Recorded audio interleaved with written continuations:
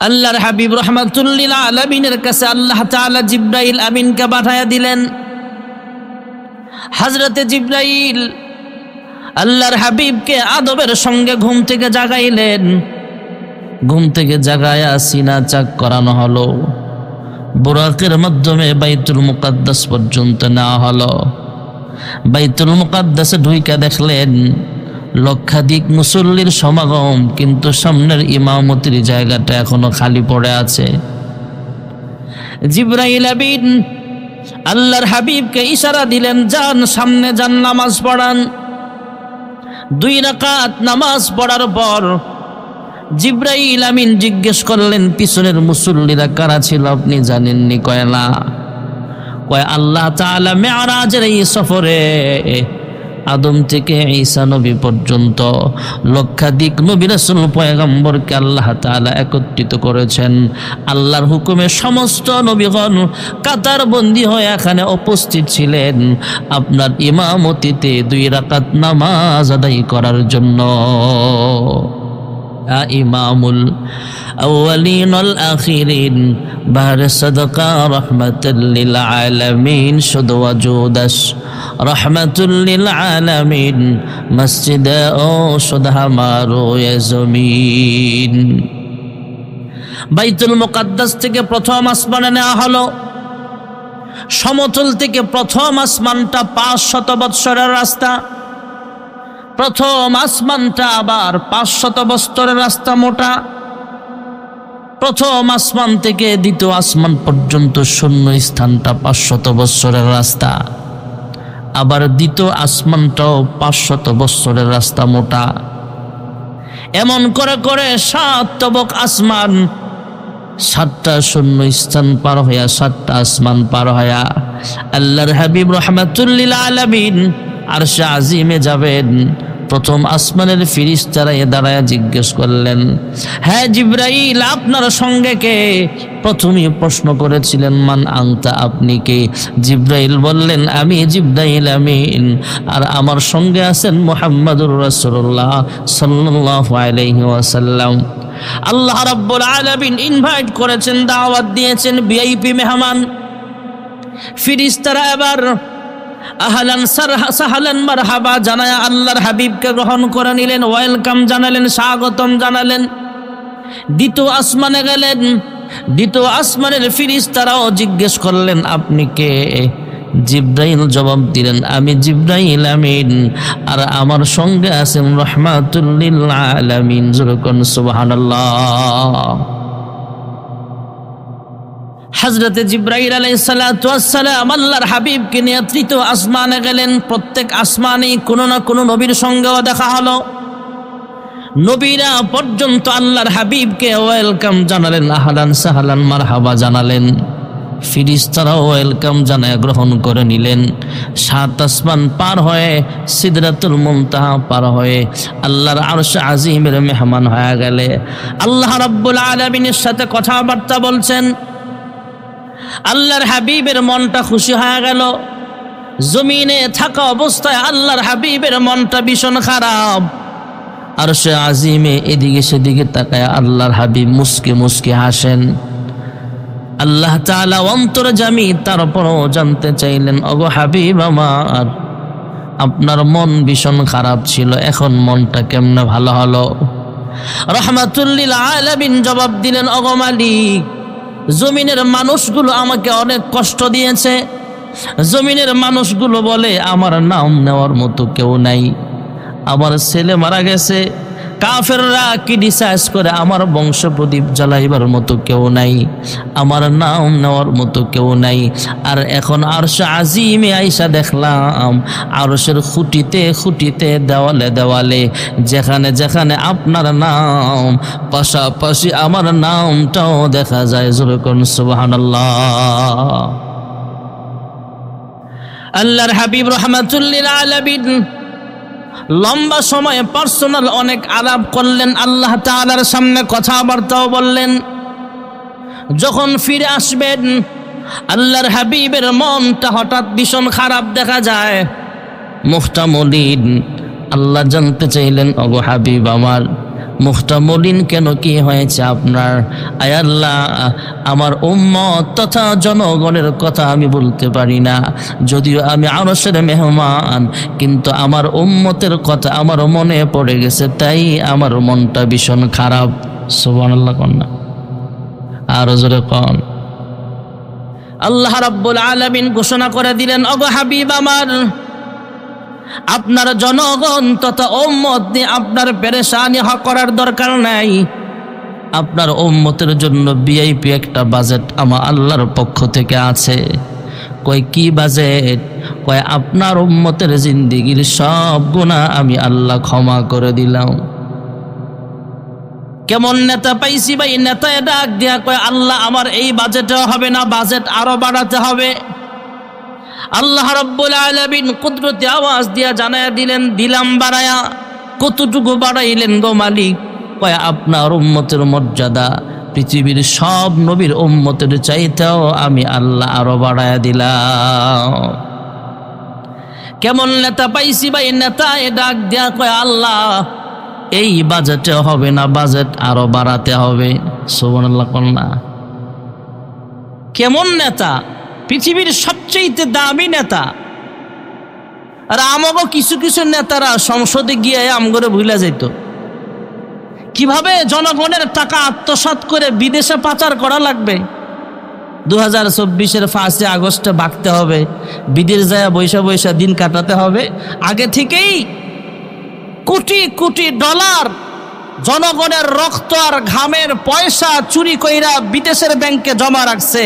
এমন নেতাও আমাদের সংসদে ছিল কি ছিল না? দুর্নীতির আখড়ায় বসে জাহির করে জ্ঞান, দুর্নীতির আখড়ায় বসে জাহির করে জ্ঞান, কলম দিয়ে কামায় টাকা আবার ধরে সাধুর ভান। ওরা শিক্ষিত শয়তান, ওরা শিক্ষিত শয়তান। ঠিক না বেঠি? আমার নেতা এমন নয়, নেতায় ডাক দিয়া কয়, আল্লাহ এই বাজেটে হবে না, বাজেট আরো বাড়াতে হবে।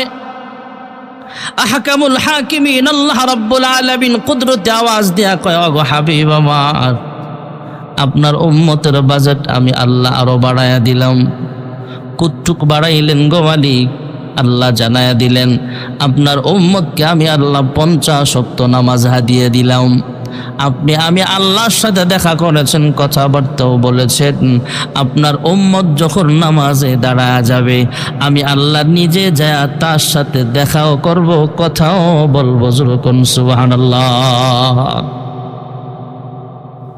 আল্লাহর হাবিব রাহমাতুল লিল আলামিন 50 টাইম সালাত 50 ওয়াক্ত নামাজ নিয়ে জমিনে আসতেছিলেন। আকাশপথে হযরতে মূসা কালিমুল্লাহ আলাইহিস সালামের সঙ্গে দেখা হয়ে গেল। মূসা নবী সালাম বিনিময়ের পর হাল হাকিকত জিজ্ঞেস কইরা এক পর্যায়ে কয়, হ্যাঁ শেষ জামানার পয়গম্বর, আল্লাহ রাব্বুল আলামিন আপনাকে সবচেয়ে সম্মানিত বানিয়েছেন। আল্লাহ তাআলার সাথে আদম পয়গম্বর জান্নাতে থাইকা কথা বলেছেন। হযরত ঈসা পয়গম্বর আসমানে বৈশা বৈশা আল্লাহর সাথে কথা বলেন।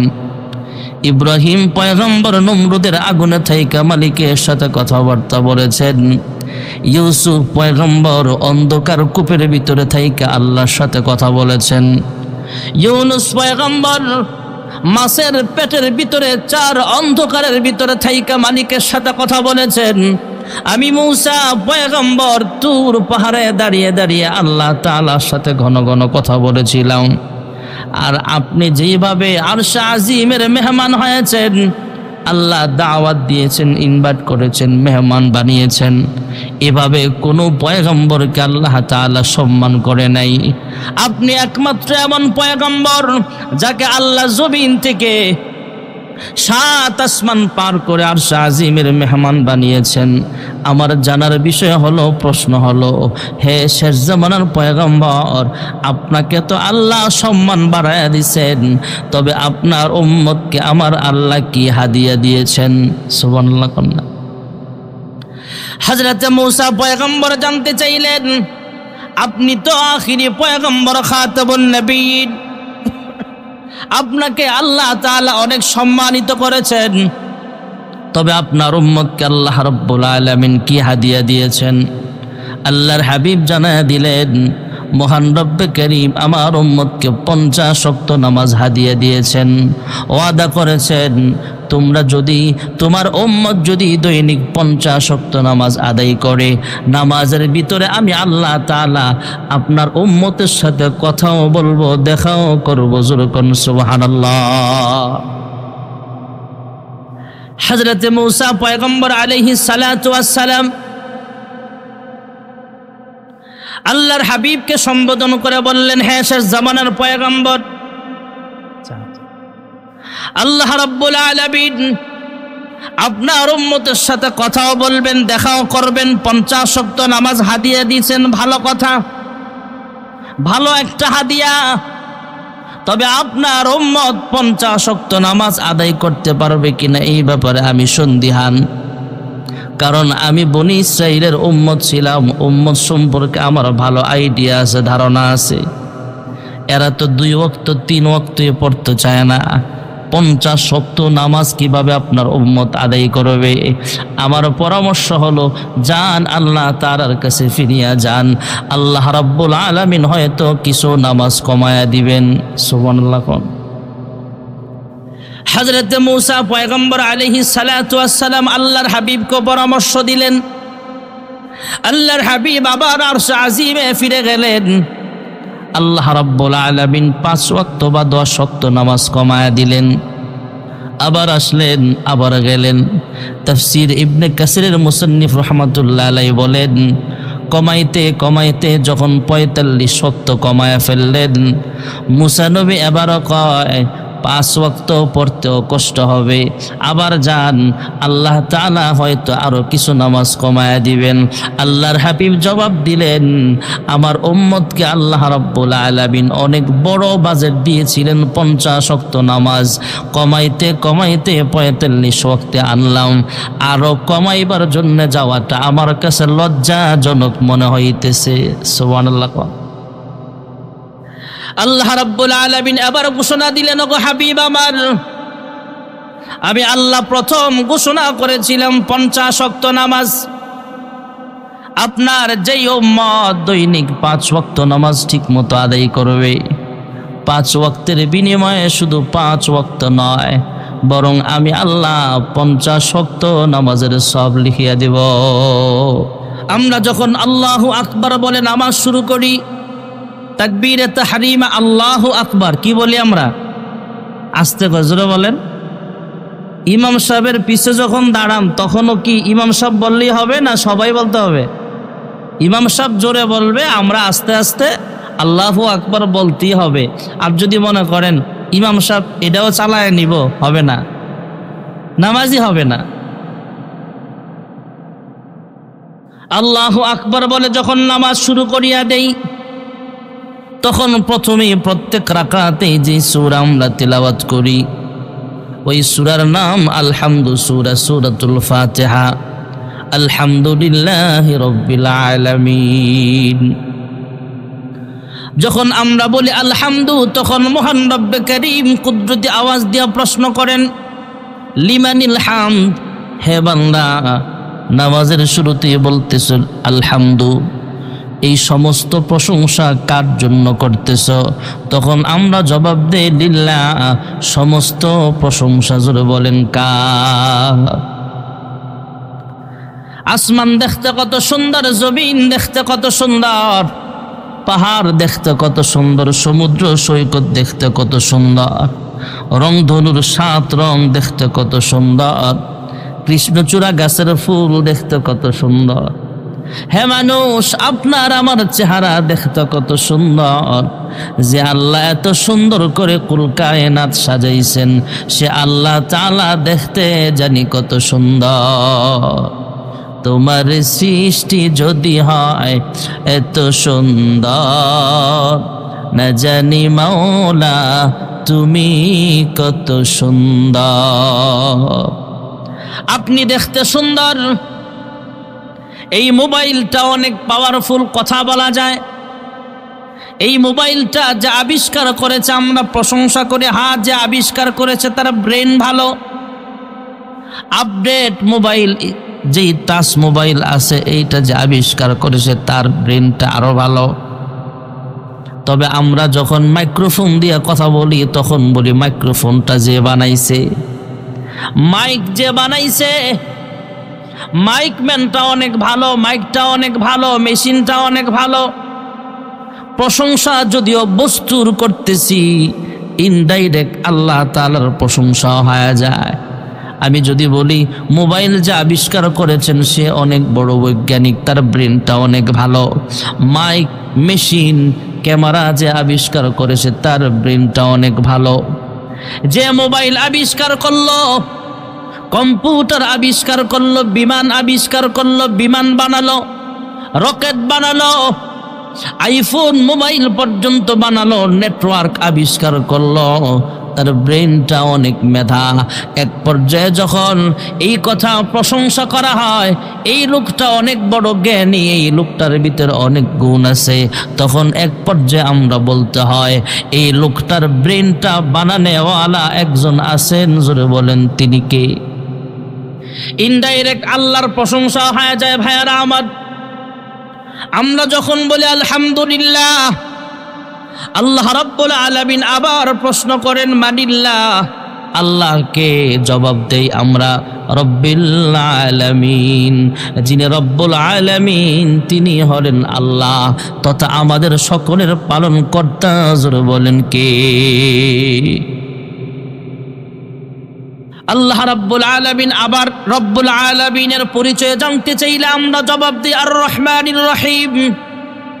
আল্লাহ যখন আবার প্রশ্ন করেন তখন আমরা জবাব দেই মালিক ইয়াউমিদ্দিন। বিচার দিবসের মালিক যিনি তিনি হলেন রহিম, যিনি রহিম তিনি হলেন রহমান, যিনি রহমান তিনি হলেন রব্বুল আলামিন, আর যিনি রব্বুল আলামিন তিনি হলেন আল্লাহ। সে আল্লাহর প্রশংসা জোরে কোন সুবহানাল্লাহ। প্রশংসা সবই কেবল তোমারি রব্বুল আলামিন, দয়ালু মেহেরবান করুণা ওয়াফুরান, দয়ালু মেহেরবান করুণা ওয়াফুরান, আর কেহ নয় তুমি মালিক শেষ বিচারের দিন, শেষ বিচারের দিন। সমস্ত প্রশংসা কার? নামাজের ভিতরে এইভাবে আল্লাহ তাআলার সাথে আমাদের কথা হয়। ভাইয়ারা আমার, আমরা যদি 5 ওয়াক্ত নামাজ সময় মতো আদায় করে আল্লাহ তাআলা 50 ওয়াক্তের সওয়াব দিবেন। আমরা যদি 5 ওয়াক্ত নামাজ সময় মতো আদায় করে আল্লাহ রিজিকের অভাব দূর করে দিবেন। আমরা যদি 5 ওয়াক্ত নামাজ ঠিক মতো আদায় করি আল্লাহ তাআলা আমাদেরকে 5টা পুরস্কার দিবেন। সুবহানাল্লাহ। 1 নম্বরের পুরস্কার, দুনিয়ার জিন্দেগিতে রিজিকের অভাব আল্লাহ দূর করে দিবে। সুবহানাল্লাহ বলেন না? আমাদের দেশে অনেক কোটিপতি আছে, হাজার হাজার কোটি টাকার মালিক, শান্তি নাই। রিকশাওয়ালা, নামাজি, শান্তি আছে। গরিব মানুষ, কৃষক মানুষ নামাজ পড়ে ঠিক মতো, জিজ্ঞেস করবেন কেমন আছেন চাচা, আলহামদুলিল্লাহ ভালো আছি। হাজার হাজার কোটি টাকার মালিক, ল্যান্ড ক্রুজার গাড়ি দিয়া চলে, মার্সিডিজ গাড়ি দিয়া চলে। জিজ্ঞেস করছেন স্যার কেমন আছেন, বেশি সুবিধা না। কোটি কোটি টাকার মালিক, কম্বল আছে, বালিশ আছে, আলিশান বাড়ি আছে, গাড়ি আছে, কিন্তু চোখে ঘুম নাই। আর গরিব মানুষ, বালিশ নাই, কম্বল নাই, এই হাতটারে বালিশ বানায় আরামসে ঘুমাচ্ছে ফুটপাতে, গুলিস্তানের মোড়ে, আছে না নাই? তাহলে শান্তি দেওয়ার মালিক কে? শুধু টাকাওয়ালেই শান্তি হয় না। আমরা তো অনেক কোটিপতি সমাজে আছে যারা বেশি পয়সাওয়ালা হয়ে গেলে গরিব চোখে লাগে না। রাস্তায় যদি আপনার ল্যান্ড ক্রুজার গাড়িটা নষ্ট হয়, দামি গাড়িটা, কোটি টাকার গাড়িটা নষ্ট হয়, তখন গরিবের কাজ লাগে, নাইলে ধাক্কায়া গ্যারেজ পর্যন্ত কে লয়ে যাইব? আপনার 5 তলা বাড়ি বানাবেন, 10 তলা বাড়ি বানাবেন, সবাই যদি হাজার হাজার কোটি টাকার মালিক হয়, আপনার বাড়ির রাজমিস্ত্রির কাজটা করবো কেডায়? গরিবেরও দরকার আছে না নাই? তোমার বন্ধু উপর তলায় বাসা, নিচের তলায় চেয়ে দেখো কত হতাশা, কত হতাশা। এই জন্য আল্লাহ পয়সাওয়ালা যারা, এদেরকে আল্লাহ ফরজ করেছেন যাকাত দেওয়া, যাতে গরিবদেরকে দেখভাল করার সুযোগ তাদের হয়। আপনি কোটিপতি হতে পারেন, রিক্সাওয়ালা হতে পারেন, আপনি যেই হন না কেন, এখানেও আজান হবে, এখানেও জামাত হবে, কেউ উঠেন না, সময় মতো আমি মাইক ছেড়ে দেব। আমরা যখন 5 ওয়াক্ত নামাজ পড়ব, তাহলে 1 নম্বরের পুরস্কার হলো দুনিয়ার হায়াতের জিন্দেগিতে আল্লাহ রাব্বুল আলামিন রিজিকের অভাব দূর করে দিবেন। যত বড় কোটিপতি আমরা হই না কেন, যদি 5 ওয়াক্ত নামাজ সময় মতো আদায় না করে, তাহলে তার রিজিকের অভাব দূর হবে না।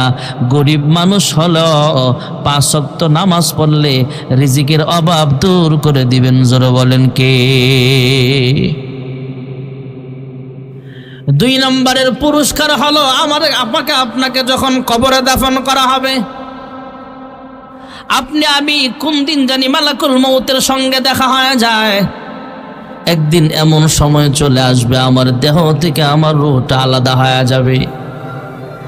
যখন আমার দেহ থেকে রূহ আলাদা হয়ে যাবে, কয়েকজন দৌড়ে মাদ্রাসার মসজিদে যাবে মাইকে আলান দেওয়ার জন্য, আর কয়েকজন বাঁশঝাড়ের বাঁশ কাটতে ব্যস্ত হয়ে যাবে, আর কয়েকজন শান্তির বাজার রওনা হবে আমার জন্য কাফনের কাপড় কেনার জন্য, আর কয়েকজন কবরস্থানে রওনা হবে আমার জন্য কবর খনন করার জন্যে।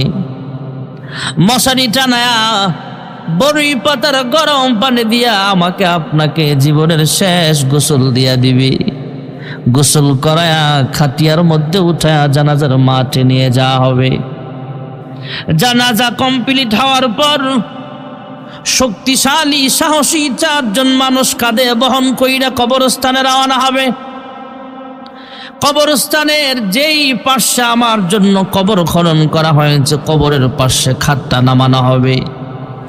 এতক্ষণ যেই 4 জন শক্তিশালী সাহসী মানুষ খাট বহন করেছিল, এর চাইতে আরো সাহসী কয়েকজন মানুষ কবরে নাইমা যাবে।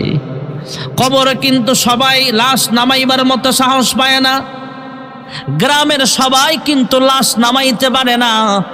নির্দিষ্ট কিছু মানুষ থাকে যারা সাহসী মানুষ, যারা কবরে লাশ নামাতে পারে। কয়েকজন যখন আমার লাশটা নামায় ফেলবে, আপনার লাশটা যখন নামাবে, মুর্দার মনে মনে চিন্তা করবে, কেউ না থাক 2-4 জন তো আমার সাথে কবরে এখনো আছে। একজন একজন করে যখন লাফ মেনে কবর থেকে উঠিয়া যাবে, ভাইয়ারা আমার, আস্তে আস্তে কবরের বাসিন্দার মুর্দারের দিলটা ছোট হয়ে যাবে। যদিও সে কথা বলতে পারে না, কিন্তু আমাদের আওয়াজগুলো সে শুনতে পায়। মুর্দার মনে মনে ভাবে, একজন একজন করে উঠা গেছে, কিন্তু শেষ একটা লোক এখনো আমার কবরে আছে। শেষ লোকটাও যখন লাফ মেরে উঠিয়া যাবে, কবরের বাসিন্দা চিৎকার করে কান্দে। আমরা তো সেই চিৎকার শুনতে পাই না। ডাক দিয়া কয়, তুই না আমার ভাই, তোর জন্য আমি কি না করলাম। যখন যা চাইছো সব পাইছো, আজকে ভাই হইয়া আমি ভাইকে কিভাবে তুমি কবরে একা রাইখা চলিয়া যাও। চিৎকার করে কাঁদবে, তোমরা না আমার প্রতিবেশী, তোমরা না আমার সন্তান।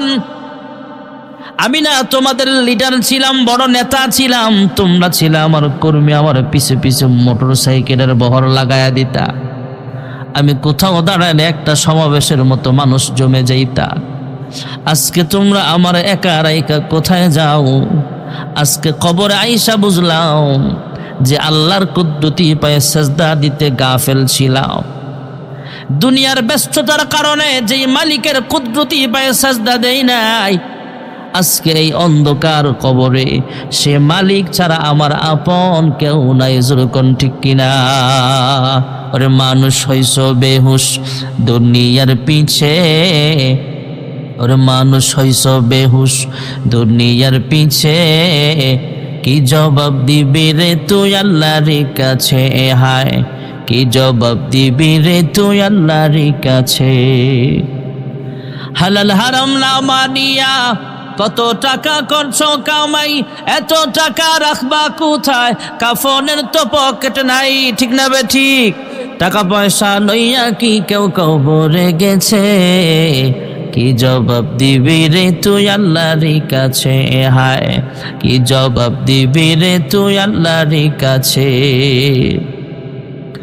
রাত দিনে দৌড়া দৌড়ি বিশ্রামের সুযোগটা নেই, নামাজ রোজা দূরের কথা আল্লাহর নামটা মুখে নাই, তোর পিছে মহা বিপদের সংকেত আছে, কি জবাব দিবি রে তুই আল্লাহর কাছে, ঠিক না বেটি? আমাকে আপনাকে যখন কবরের বাসিন্দা বানায় দিবে, আমাকে আবার পুনরায় জীবিত করা হবে। আহকামুল হাকিমিন আল্লাহ তাআলার পক্ষ থেকে দুইজন ফেরেশতা পাঠানো হবে, আমাকে আবার পুনরায় জীবিত কইরা বসানো হবে। তিনটা প্রশ্ন করা হবে। আমাকে প্রথমে জিজ্ঞেস করা হবে, হে বান্দা, হে আল্লাহর বান্দি, অমুক নাম তোমার ঠিক আছে, তবে তোমার পরিচয় বলো। প্রথম পরিচয় জিজ্ঞেস করবে, তোমার রবকে। আমরা জবাব দিতে হবে, জবাবটাও আল্লাহ আমাদের শিক্ষা দিয়েছেন। আমাদের রব জোরে বলেন কে? নামাজের ভিতরে এটা আমরা তিলাওয়াত করি, আলহামদুলিল্লাহি রাব্বিল আলামিন, লা ইলাহা ইল্লাল্লাহু মুহাম্মাদুর রাসূলুল্লাহ সাল্লাল্লাহু আলাইহি ওয়াসাল্লাম।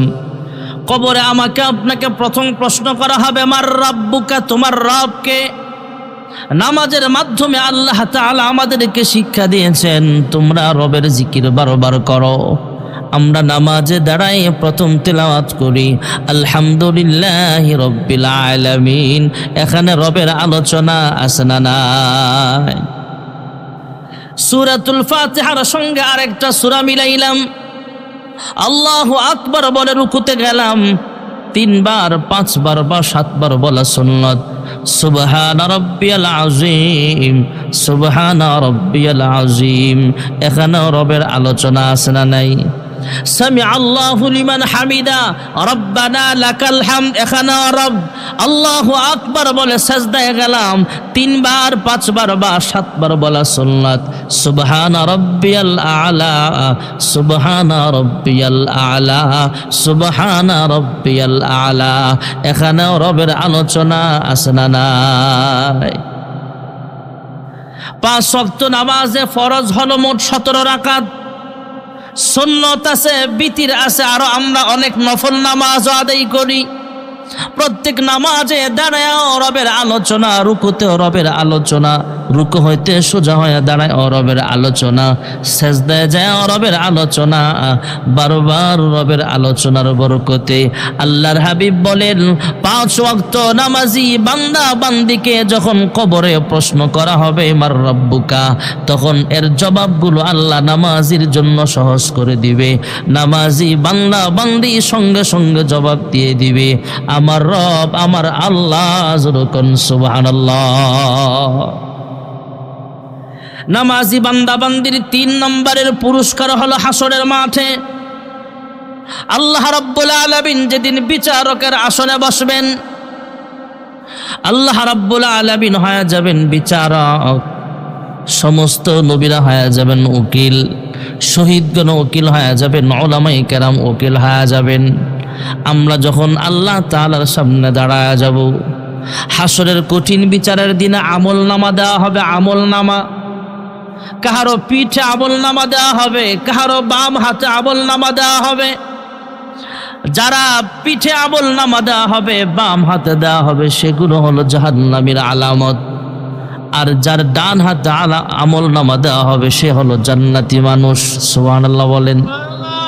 فَأَمَّا مَنْ أُوتِيَ كِتَابَهُ بِيَمِينِهِ فيقول هاؤم اقرءوا كتابيه إني ظننت أني ملاق حسابيه فهو في عيشة راضية في جنة عالية যার ডান হাতে আমলনামা দেওয়া হবে সে সাকসেসফুল মানুষ, জান্নাতি মানুষ। সুবহানাল্লাহ বলেন।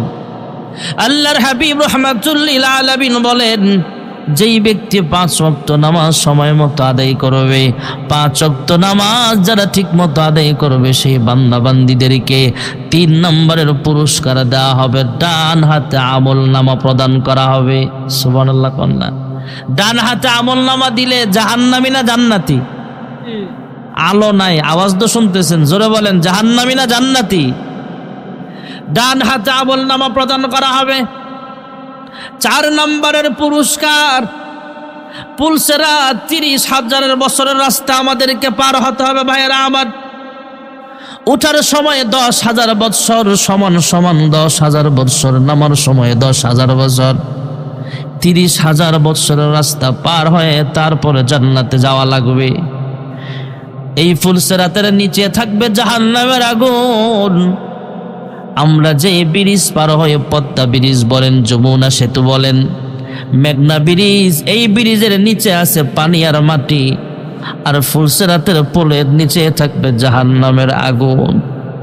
জাহান্নামের আগুন মাবুদ সইতে পারব না, দুনিয়াও আখেরাতে আমাকে কাঁদায়ো না।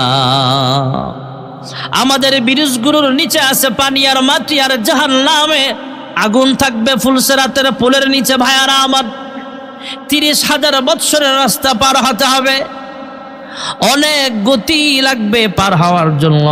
কেউ কেউ বৃদ্ধ মানুষের মতো পার হবে, কেউ কেউ বিমানের গতিতে পার হবে। আমরা যে প্রাইভেট কার দিয়ে চলে, প্রাইভেট কার হয়তো হাইওয়ে রোডে 150 কিলোমিটার চলতে পারে ঘন্টায়, আর বিমান দিয়ে হয়তো এক এলাকা থেকে আরেক এলাকায় গেলে বিমানের গতি থেকে 600 কিলোমিটার, 550 কিলোমিটার, 1000 কিলোমিটার। আর আলোর গতির মতো পার হতে হবে। কাউকে আল্লাহ তাআলা মোটর সাইকেলের গতিতে পার করবেন, কেউ বিমানের গতিতে পার করবেন, কেউ আবার আরো গতিতে পার হবে, রকেটের গতিতে পার হবে। আর যারা 5 ওয়াক্ত নামাজ ঠিক মতো আদায় করবে, আল্লাহর হাবিব বলেন তার 4 নম্বরের পুরস্কার হলো 30,000 বছরের রাস্তা চোখের পলকে মুহূর্তের মধ্যে আল্লাহ পার করায় দিবে। যেরকম সুবহানাল্লাহ। তাহলে 5 ওয়াক্ত নামাজ পড়লে পুরস্কার কয়টা? জোরে বলেন কয়টা? 1 নম্বরের পুরস্কার, দুনিয়ার জমিনে রিজিকের অভাব আল্লাহ তাআলা দূর করে দিবেন। আপনি রিকশাওয়ালা হন, দিন মজুর হন, আর কোটিপতি হন। কোটিপতি হইলেই যে রিজিকের অভাব দূর হবে এমন নয়। কোটিপতিদেরও অনেক ক্ষুধা আছে। যার 1 কোটি টাকা আছে, এরে যায় দেখবেন আমাদের চেয়ে সে আরো বেশি গরিব। আছে না নাই? যার একটা রিক্সা আছে পুঁজি, হ্যাঁ রিক্সাটা নিয়ে চিন্তা করে, আর যার 100 কোটি টাকা আছে সে চিন্তা করে আমার আরো 100 কোটি লাগবো। রিক্সাওয়ালার চেয়ে হ্যাঁ আরো বড় ভিক্ষুক। এমন কোটিপতি সমাজে আছে না নাই? কোটিপতি হলেই যে ক্ষুধা দূর হবে এমন নয়, পয়সাওয়ালা হলেই যে রিজিকের অভাব দূর হয়ে যাবে এমন নয়। রিজিকের অভাব দূর করবে 5 ওয়াক্ত নামাজ। আল্লাহর হাবিব বলেন, যেই ব্যক্তি 5 ওয়াক্ত নামাজ ঠিক মতো আদায় করবে, 1 নম্বরের পুরস্কার হলো দুনিয়ার হায়াতে আল্লাহ তাআলা রিজিকের অভাব দূর করিয়া দিবেন। 2 নম্বরের পুরস্কার, কবরের জগতে ফেরেশতাদের প্রশ্নের জবাব আল্লাহ সহজ করিয়া দিবেন। 3 নম্বরের পুরস্কার হলো হাসরের মাঠে ডান হাতে আমলনামা প্রদান করা হবে। 4 নম্বরের পুরস্কার হলো পুলসিরাত 30,000 বছরের রাস্তা চোখের পলকে আল্লাহ তাআলা পার করায় দিবে। আর 5 নম্বরের ভিআইপি পুরস্কার হলো ইন্নাল্লাযীনা আমানু ওয়া আমিলুস সালিহাতি কানাত লাহুম জান্নাতুল ফিরদাউসি নুজুলা। আল্লাহ তাআলা বলেন যারা 5 ওয়াক্ত নামাজ ঠিকমতো পড়বে, ঈমান আমল নিয়ে যদি আমরা চলতে পারি, আল্লাহর হাবিব বলেন 5 ওয়াক্ত নামাজি বান্দা বান্দির 5 নম্বরের ভিআইপি পুরস্কার হলো আল্লাহ তাআলা জান্নাতুল ফিরদাউসের মেহমান আমার আল্লাহ তাআলা বানায়া দিবে। নামাজেতে খোদার দিদার ভাগ্যে জুটিবে, জান্নাতেরই চাবিখানা হাতে আসিবে। নামাজ পড়ো দলে দলে ওহে মুত্তাকিন, আল্লাহু আকবার ধ্বনিতে ডাকছে মুয়াজ্জিন, সেই ডাকেরই অবহেলা করবি কতদিন। 5 ওয়াক্ত নামাজ দরকার আছে না নাই? শুধু পুরুষরা পড়বে, মহিলাদের দরকার নাই? মহিলা পুরুষ সবার জন্য নামাজ। আর নামাজ শুধু আমরা ওয়াজের মধ্যে সীমাবদ্ধ না, ঘরের ভিতরে ওয়াজ করবেন। আপনি হাজি সাহেব মানুষ, সামনের কাতারের মুসল্লি, মসজিদের সভাপতি সাহেব, ঠিক আছেন, কিন্তু ঘর থেকে যখন মসজিদে আসবেন, ঘরের বাড়িওয়ালি যারা, মহিলা যারা, এদেরকে বলে আসবেন, এই আমি মসজিদে যাচ্ছি, তোমরাও অজু করে নামাজটা পড়ে নিও, আমি মসজিদ থেকে নামাজ পড়ে আসি। এটা দাওয়াত। সুবহানাল্লাহ কন্যা। দোকানদারি করছেন, দোকান থেকে আসতেছেন, প্রতিবেশী দোকানদারকে দাওয়াত দেন, কাস্টমারকে দাওয়াত দেন, পথিকদেরকে নামাজের দাওয়াত দেন, একে অপরকে নামাজের দাওয়াত দেওয়া, এটাকেই বলে আকিমুস সালাহ। আল্লাহ তাআলা আমাদের সকলকে 5 ওয়াক্ত নামাজের হক হুকুক আদায় করে সময় মতো আমাকে, আমাদের সবাইকে আদায় করার তৌফিক দান করেন। সকলে বলে আমিন। ওয়া আখিরু দাওয়ানা আনিল হামদুলিল্লাহি রাব্বিল আলামিন। আসসালামু আলাইকুম ওয়া রাহমাতুল্লাহি ওয়া বারাকাতুহু।